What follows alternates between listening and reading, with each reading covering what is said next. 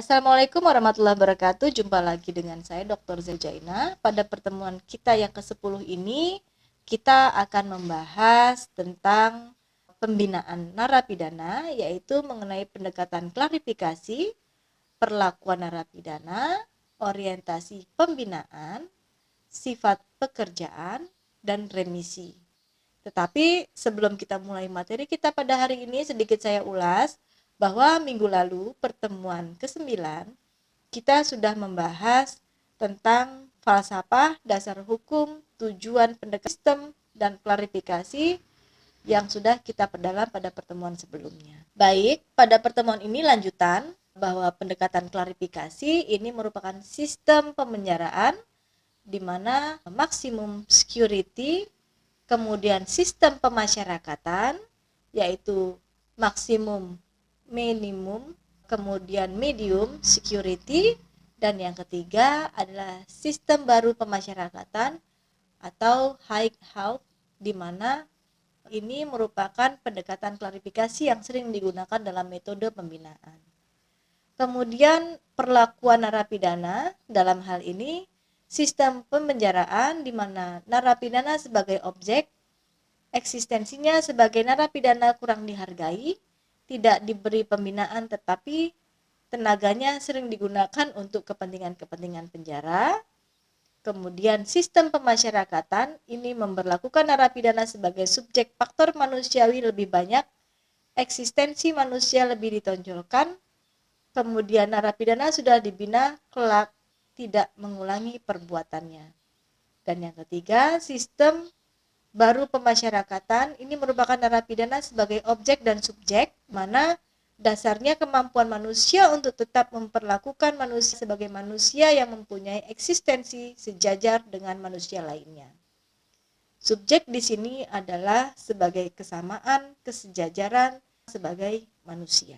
Kemudian orientasi pembinaan, di mana sistem kepenjaraan, pembinaan sifat top-down approach, di mana pembinaan yang dilakukan berdasarkan program-program yang sudah ditentukan dalam narapidana harus ikut di dalamnya. Kemudian juga didasarkan pada pertimbangan keamanan, keterbatasan sarana pembinaan, dan pandangan narapidana hanya sebagai objek. Di sini eksistensi narapidana dalam membangun diri atau kelompoknya kurang diperhatikan.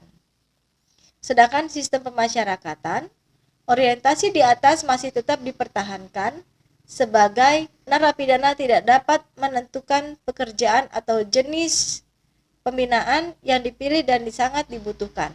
Sering terjadi ketidaksesuaian antara kebutuhan belajar narapidana dengan sarana pendidikan yang ada di dalam lembaga pemasyarakatan. Kemudian sistem baru pemasyarakatan ini merupakan orientasi pembinaan harus diubah sehingga menjadi orientasi bottom up approach, yaitu pembinaan yang didasarkan kebutuhan belajar narapidana. Sebelum mengetahui pembinaan yang diberikan narapidana wajib mengikuti pretest dahulu guna mengetahui tindakan atau tingkat pengetahuan, keahlian, dan hasrat belajar yang akan dilakukan oleh narapidana. Kemudian sikap atau sifat pekerjaan, sistem kepenjaraan memberi pekerjaan bagi sifat eksploitasi tenaga narapidana untuk menghasilkan produk yang mempunyai nilai ekonomis. Pertimbangan lain karena narapidana telah merugikan masyarakat dan negara, jadi diharapkan mampu menghasilkan nilai ekonomis untuk negara. Sistem pemasyarakatan, sifat pemberian kerja kepada narapidana, ada pembinaan dengan melatih bekerja bagi narapidana agar berkembang, kemudian kembali kepada masyarakat, memiliki kepandaian untuk bekal hidup dan tidak lagi melakukan tindak pidana masih bersifat dalam tahap proses pembinaan. Kemudian sistem baru pemasyarakatan sifat pekerjaan yaitu menanamkan rasa percaya diri kepada narapidana agar dapat mengembangkan diri sehingga mampu mandiri dan dapat mencapai semua yang akan dipelajari di dalam lembaga pemasyarakatan sebagai perhatian khusus problem solving yang ada dalam dirinya. Kemudian remisi, Ini pengurangan hukuman selama narapidana menjalani hukuman berubah menjadi waktu ke waktu. Sistem kepenjaraan remisi sebagai anugerah, artinya anugerah pemerintah kepada narapidana. Nah, remisi diberikan hanya pada hari ulang tahun, kemudian HUT Republik yang hari-hari besar berdasarkan keyakinan dan keagamaan. Sistem pemasyarakatan remisi sebagai hak narapidana memenuhi persyaratan yang ditetapkan. Sistem baru pemasyarakatan remisi ditetapkan sebagai salah satu motivasi bagi narapidana untuk membina diri sendiri, karena remisi di sini sebagai hak kewajiban narapidana. Artinya, jika narapidana benar-benar melaksanakan kewajibannya, ia berhak untuk mendapatkan remisi.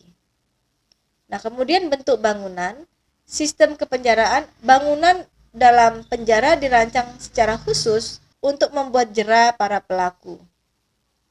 Kemudian sistem pemasyarakatan, bangunan penjara masih dipergunakan, hanya nama berubah menjadi lembaga pemasyarakatan. Di sini juga adalah lembaga pemasyarakatan terbuka. Sedangkan dalam sistem baru pemidanaan atau pemasyarakatan, bangunan lembaga pemasyarakatan dapat diprioritaskan khusus.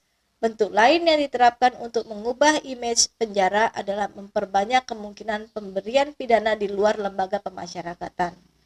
Bentuk bangunan seperti halfway house, yaitu bangunan lembaga pemasyarakatan yang hanya menggunakan tempat-tempat di mana narapidana melakukan kegiatan positif lainnya, sehingga di siang harinya para narapidana melakukan kegiatan positif yang diawasi hanya pada malam hari saja. Dan bangunan rumah ini bisa dalam lingkup pemukiman penduduk atau rumah pidana susun. Kemudian narapidana, menurut sistem kepenjaraan, peran narapidana untuk membina dirinya sendiri sama sekali tidak diperhatikan. Narapidana tidak dibina, dibiarkan saja. Tugas penjara hanya mengawasi narapidana agar tidak membuat keonaran. Pendidikan dan pekerjaan hanya bersifat ekonomis. Sistem pemasyarakatan, narapidana diperlukan sebagai subjek pembinaan dan perlakuan secara manusiawi. Tujuan pembinaan sebagai pembinaan. Kemudian sistem baru pemasyarakatan, narapidana dibawa ke arah pengenalan diri sendiri dengan beberapa metode, sehingga mengetahui potensi yang ada di dalam dirinya, bekal untuk membina lain kelompok masyarakat atau kelompok narapidana. Baik, pertemuan kita pada hari ini sudah saya sampaikan. Semoga kalian dapat memahami dan mempelajari materi yang sudah saya sampaikan. Sebelum saya tutup, saya akan menyampaikan pertemuan kita yang ke-11, yaitu tentang metode pembinaan. Adapun poin-poin yang akan dibahas, yaitu metode pembinaan berdasarkan situasi, pendekatan dari atas atau top-down approach, kemudian pendekatan dari bawah, bottom-up approach, dan metode pembinaan perorangan. Demikian pertemuan kita pada hari ini. Saya tutup. Billahi taufiq wal hidayah. Wassalamualaikum warahmatullahi wabarakatuh.